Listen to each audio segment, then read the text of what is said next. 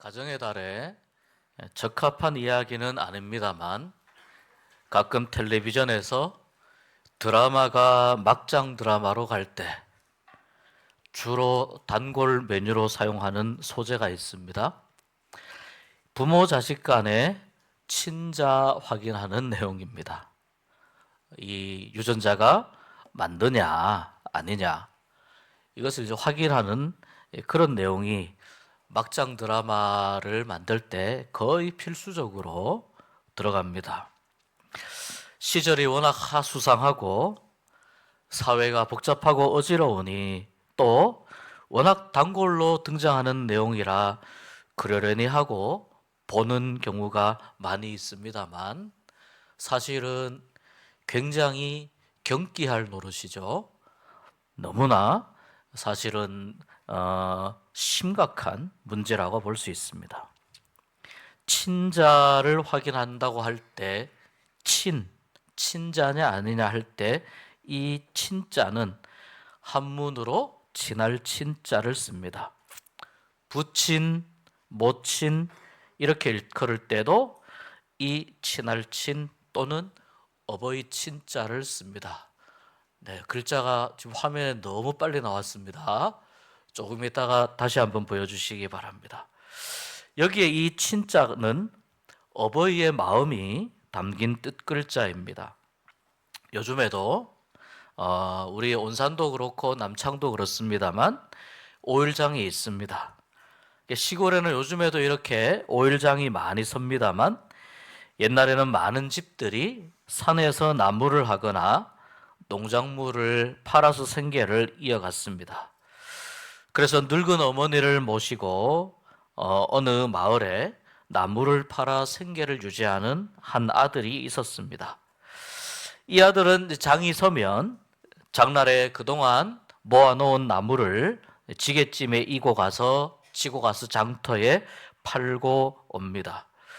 집에 계시는 어머니는 집안일도 하고 빨래도 하고 또 밭에 여러 농사일들과 이런 일들을 하지만 마음은 장에 간 아들에게 다 쏠려 있습니다. 오늘 가지고 간 그 나무찜 다 팔았는지, 오늘은 좀 제값을 받았는지, 그리고 밥이나 먹고 일을 하는지, 올해는 넘기지 말고 장가를 좀 보내야 되는데, 이런저런 걱정을 하다가 저녁이 되고 해가 뉘엿뉘엿 넘어갑니다. 그런데 아직 아들은 돌아오지 않습니다. 애가 타는 마음으로 어머니가 저녁밥을 다 지어놓고 기다리다 못해서 동구 밖까지 나가봅니다. 언덕에 올라가 보니까 장터에 갔던 사람들이 하나 둘씩 집으로 돌아오지만 아직 아들은 보일 듯 말 듯합니다. 마침 언덕에 보니까 나무가 한 그루 있는데 그 나무에 올라가서 아들이 오는지 안 오는지 지켜봅니다. 이 어머니의 애틋한 마음을 표현한 한자가 바로 어버이 친할 친자입니다. 글자를 우리 다시 한번 볼까요? 글자를 보면 나무 목자에 설립이 있습니다. 나무 위에 엄마가 올라갔습니다. 그리고 그 옆에 볼견자가 있습니다. 나무 위에 엄마가 올라가서 아들이 이제나 오나 저제나 오나 지켜보는 그런 모습입니다. 자녀를 걱정하는 마음으로 나무 위에 올라가서 아들을 기다리고 바라보는 어머니의 마음이 이 글자에 잘 표현되어 있습니다. 이 아들은 늦게까지 나무를 팔아서 어머니가 좋아하는 고등어 반찬과 어머니께 드릴 물건들을 이것저것 사들고 오는데 이제 마을 어귀에서 자신을 기다리던 어머니를 만나게 됩니다. 아니, 날씨가 많이 추운데 밖에 나와서 자기를 기다리는 어머니께 너무나 죄송하고 고마운 마음으로 이야기합니다. 어머니, 날도 춥고 다리도 아픈데 뭐하러 여기까지 오셨습니까? 제가 업어드리겠습니다. 제 등에 업히세요. 이 아들은 늙으신 어머니를 등에 업고 한 손에는 고등어를 들고 그렇게 집으로 돌아옵니다. 바로 효도 효자입니다. 이 어머니를 업고 아들 위에 어머니가 지금 엎혀 있습니다. 노인이 엎혀 있는 이 모습을 본떠서 만든 한자가 바로 효도 효자입니다. 오늘은 어버이 주일입니다. 어버이 주일은 부모님의 은혜를 감사하지만 그러나 본질적으로는 부모님을 통해서 주신 하나님의 은혜와 글자 내리셔도 되겠습니다. 하나님의 사랑에 감사하며 예배하는 날입니다.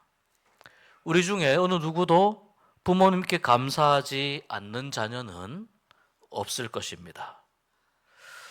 원래 5월 8일이 어버이날인데요. 원래는 미국에서 어머니의 날, 마더스 데이로 시작이 됩니다. 우리가 알듯이 1907년에 어느 한 여성이 돌아가신 어머니를 기리는 추모 행사를 교회에서 시작합니다. 그런데 이 행사가 너무 뜻깊고 의미 있어서 점점 많은 사람들의 호응을 얻고 전 국민적인 호응을 얻어서 그것이 어머니 날로 되었습니다. 그때 마침 이 여인이 어머니가 제일 좋아하시던 꽃인 카네이션을 가슴에 달고 행사에 참여했던 것이 이제 오늘날 부모님께 카네이션 꽃을 달아드리는 그런 행사로 발전하게 되었습니다. 우리나라는 한국 전쟁 후에 1956년에 어머니 날로 시작했다가요.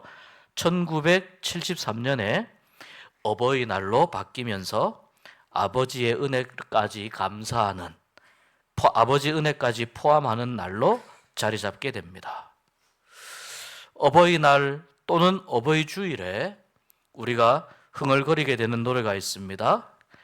나실제 괴로움 다 잊으시고로 시작하는 어머니의 마음이라는 노래와 높고 높은 하늘이라 말들 하지만으로 시작하는 어머님 은혜라는 두 개의 노래입니다. 가끔은 서로 헷갈려서 가사도 왔다 갔다 하면서 부르는 경우가 있는데 오늘 이 높고 높은 하늘이라 말들 하지만 이 어머님 은혜라는 노래를 조금 생각해 보겠습니다. 이 노래는 작사와 작곡이 모두 다 목사님들이 하셨습니다. 작사는요 윤춘병 목사님께서 하셨고 작곡은 박재훈 목사님께서 하셨습니다. 우리 목사님 두 분 나오는 그림 한번 보여주십시오. 네. 이 두 분 다 한국 기독교사에 있어서 아주 큰 어른이신데요. 특히 작곡을 하신 박지원 목사님은요, 1922년에 태어나셔서 지난 2021년에 그러니까 딱 백수를 하시고 하나님의 부름을 받으셨습니다. 우리 박재원 목사님은 찬송가에 여러 많은 곡을 쓰셨습니다. 301장 지금까지 지내온 것 주의 크신 은혜라. 592장 산마다 불이 탄다 고운 단풍에. 515장 눈을 들어 하늘 보라 어지러운 세상 중에. 527장 어서 돌아오. 많은 곡을 쓰셨습니다. 또 우리 박재훈 목사님은 유명한 동료 작곡가이기도 하십니다. 산골짜기 다람쥐 어떻게 부르죠? 역시 성가됩니다. 역시 찬양됩니다. 한 번 더 해보겠습니다. 시냇물은 졸졸졸졸 어떻게 부르죠?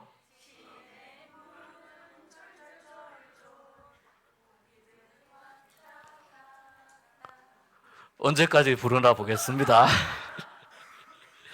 송이송이 눈꽃송이.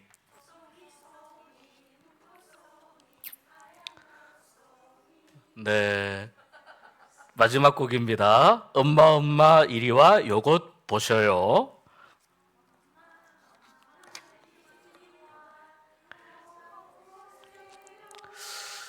우리가 국민학교를 비슷한 시기에 다닌 것 같습니다. 이렇게 동료도 많이 쓰셨습니다. 박재훈 목사님께서 1970년대에 캐나다로 이민을 가셔가지고 거기서 목사님이 되십니다. 그리고 유명한 창작 오페라입니까? 손양원, 이런 유명한 그 오페라도 쓰시고, 이 토론토에서 교회를 개척하시는데 이 교회의 이름이 큰빛 교회라는 교회입니다.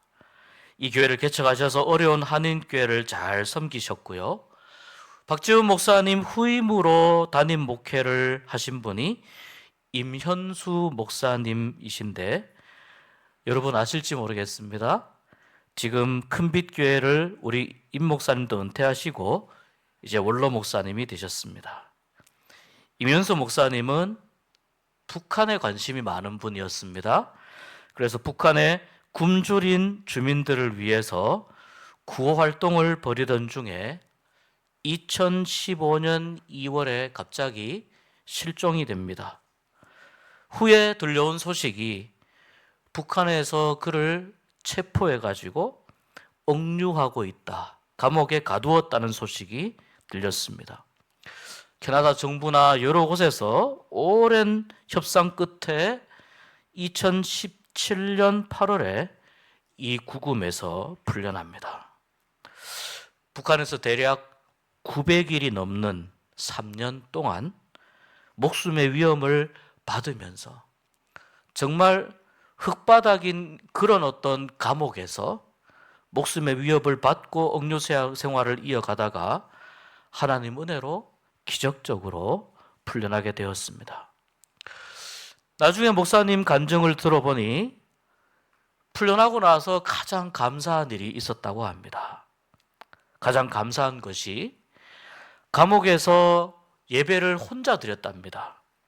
그런데 감옥에서 혼자 예배를 드리는데 속에서 울분도 터져 나오고 속상한 마음도 있고 억울한 마음도 있고, 여기에서 사랑하는 가족들, 사랑하는 교인들 보지 못하고 만나지 못하고 이렇게 죽어가는가, 이런 마음으로 혼자 예배를 드리면서 그동안 자유롭게 찬양하고 예배하는 시간이 얼마나 큰 하나님의 은혜였는가 하는 것을 절감했다는 것입니다. 그리고 나와서 간증자로도 많이 활동을 하시고요. 또 그 가운데에서 있었던 여러 가지 일들을 들려주시는 것을 우리가 미디어를 통해서 만나볼 수가 있습니다.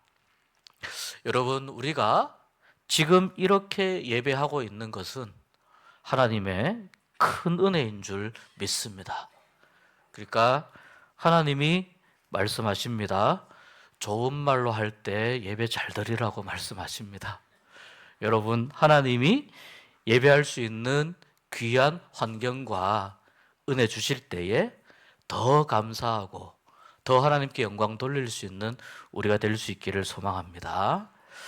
그래서 이 박재훈 목사님 뒤를 이어 큰빛교회를 잘 섬기셨고, 귀한 또 다른 차원의 큰 믿음의 유산을 또 임현수 목사님이 물려주셨습니다.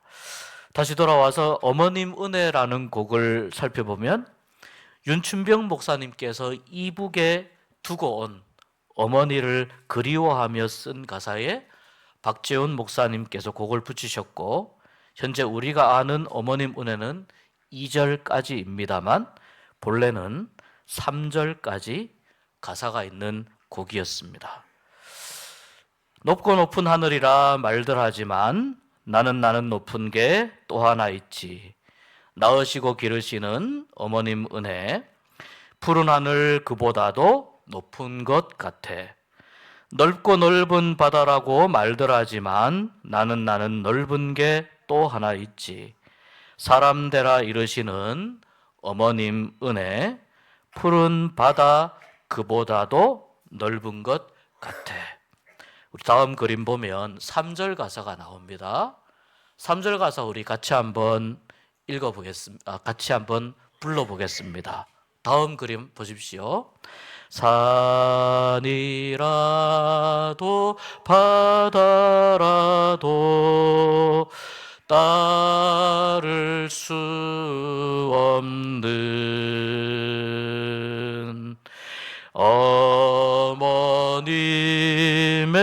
큰 사랑, 거룩한 사랑, 날마다 주님 앞에 감사드리자.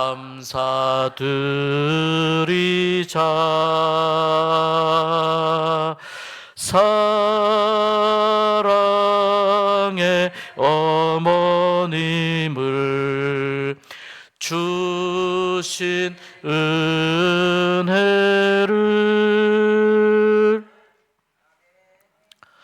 원래 이 곡이 어린이 찬송가에 실렸었습니다. 그리고 교과서에 실으려고 하다가 보니 이건 좀 종교적 색채가 너무 짙다. 그래서 3절 가사를 제외하고 1절, 2절 가사만 남긴 채로 교과서에 실리게 되었습니다. 3절까지 있다는 것을 아는 분들이 그리 많지는 않은 것 같습니다. 예수님의 육신의 어머니는 마리아입니다. 우리 개혁교회는 가톨릭과 다르게 좀 마리아에 대해서 많이 가르치지는 않습니다. 그러나 여러분, 마리아는 예수님을 너무너무 사랑했고 예수님의 육신의 어머니로서 예수님의 이 땅에서의 마지막 죽어가는 순간, 십자가에서의 죽음을 지켜보신 분입니다. 억울하게 죄도 없으신 예수님께서 십자가 지고 가는 모습을 지켜보는 어머니 마리아의 심정이 어떠했겠습니까?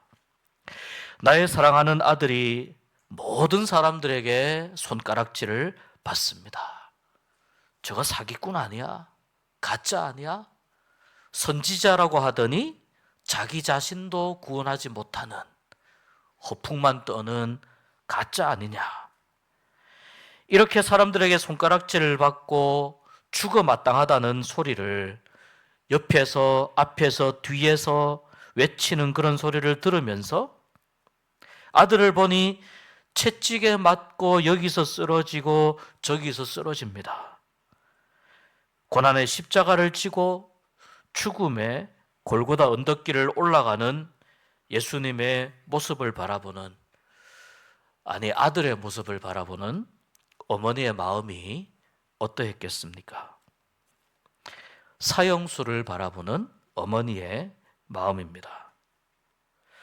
마리아는 예수님께서 메시아라고 하는 것을 알고 있었습니다. 그렇기 때문에 예수님의 공생애의 가장 처음 기적인 물로 포도주를 만드는 이 기적에서 마리아가 하인들에게 이렇게 말씀합니다. 예수님이 하시는 어떤 말씀이든지 그대로 순종하라, 믿고 순종하라, 이렇게 지시합니다. 저는 이 처음 기적에서 이 하인들이 예수님을 구주로 믿었다고 보기는 어렵다고 생각합니다.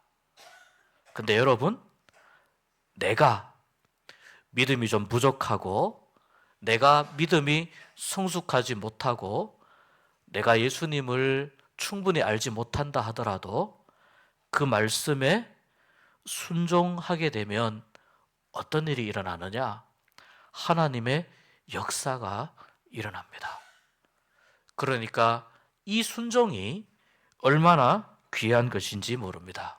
이것이 이 첫 번째 기적에서 이미 보여주십니다. 오늘 말씀에 예수님이 달린 십자가 옆에 그 어머니 마리아와 이모와 글로바의 아내 마리아와 막달라 마리아가 전부 여인들이죠. 서서 십자가에 달린 예수님을 지켜보고 있습니다. 그리고 죽음이 임박한 예수님께서 안간힘을 쓰고 정신을 차려보니 십자가 밑에서 자기를 바라보고 있는 어머니 마리아의 모습이 눈에 들어옵니다. 예수님께서는 성육신 하셔서 인간의 몸을 입고 이 땅에 오셨고 본질상 하나님이시지만 육신의 어머니 마리아의 그 고통받고 찢어지는 마음을 알고 계셨습니다. 아들이 죽어가는 그 마지막 순간을 마주해야 하는 어머니의 회복할 수 없는 고통과 아픔을 알고 계셨습니다. 그래서 그 어머니를 누군가가 위로해 주기를 바라는데 보니 어머니와 함께 서 있는 한 제자의 모습이 보입니다. 그 제자가 바로 자신에게 사랑을 듬뿍 받았던 애제자인 요한입니다. 어머니에게 이야기합니다. 이제 이 사람이 당신의 아들입니다. 그리고 요한에게 주님이 말씀합니다. 이분이 너의 어머니다.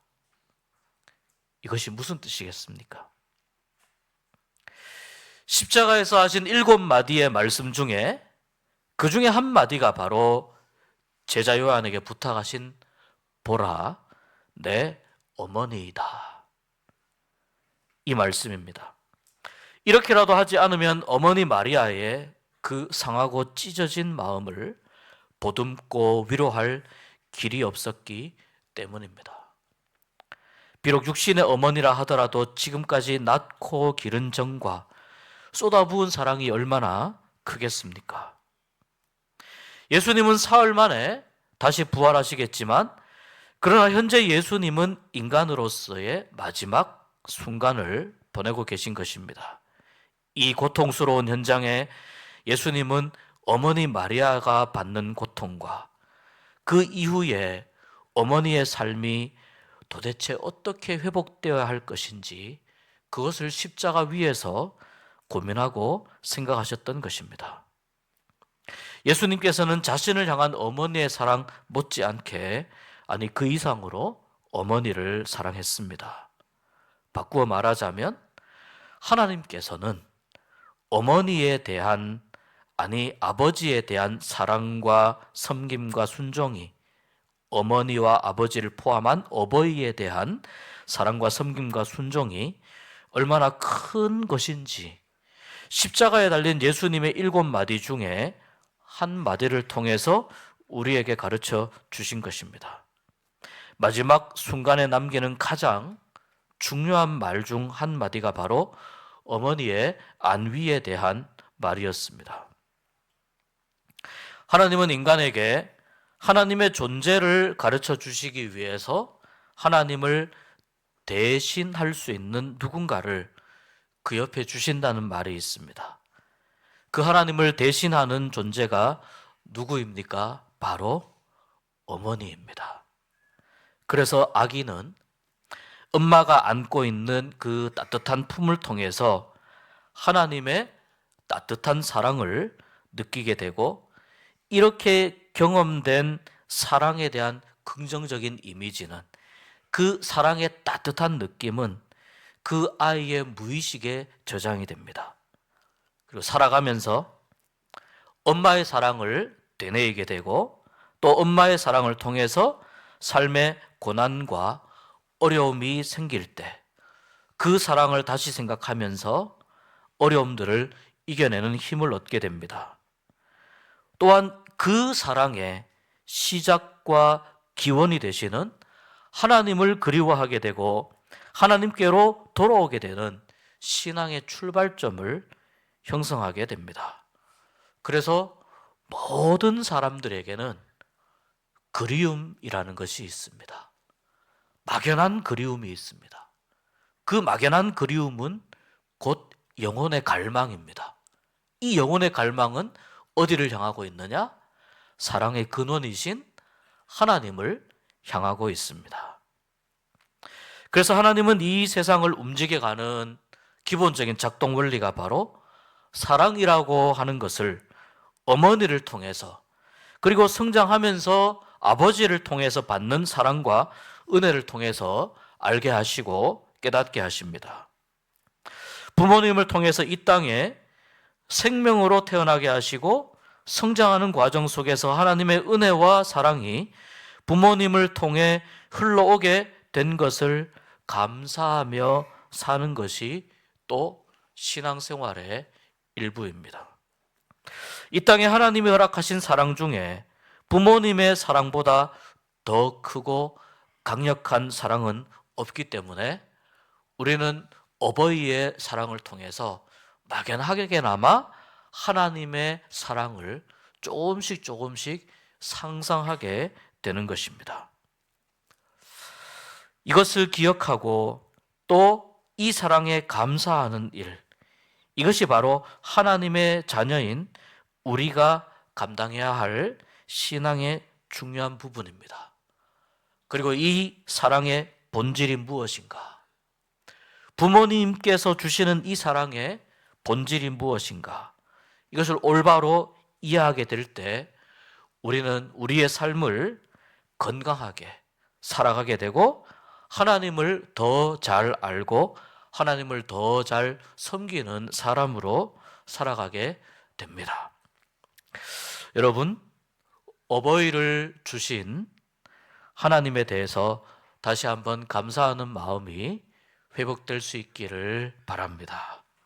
또한 어버이를 통해서, 하나님께서 어버이를 통해서 주시는 그 사랑을 다시 기억하면서 여러분의 삶에서 힘들고 어려울 때 저 내 생각의 깊은 곳에 거기 고이 간직해 놓았던 그 뜨거운 사랑을 꺼내어서 힘들고 어려운 일들을 이겨낼 수 있는 그러한 지혜로 삼으시고 또한 힘들고 어려운 일을 능히 감당할 수 있는 더 큰 은혜와 사랑 속으로 나갈 수 있는 여러분 모두가 되시기를 주님의 이름으로 축복합니다.